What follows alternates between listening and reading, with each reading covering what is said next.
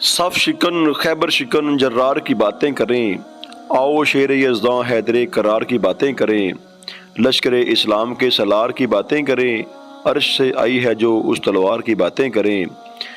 جس کی ضربت بندگی ثقلین کی ثابت ہوئی، کیوں نہ ہم اس صاب اذکار کی باتیں کریں، جس کے باعث کا دیا کعبہ صدف اللہ نے، بیت حق میں گہر شہوار کی باتیں کریں، کل ایمان مصحف ناطق ہیں باب شہر علم،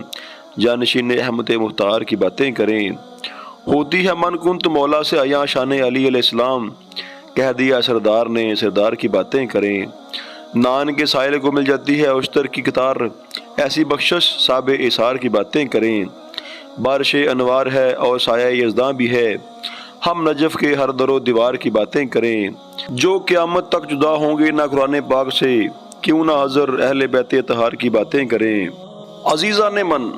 اہل بیت ہوں یا صحابہ کرام، سب کی محبت ہمارے ایمان کا ایک لازم جزو ہے،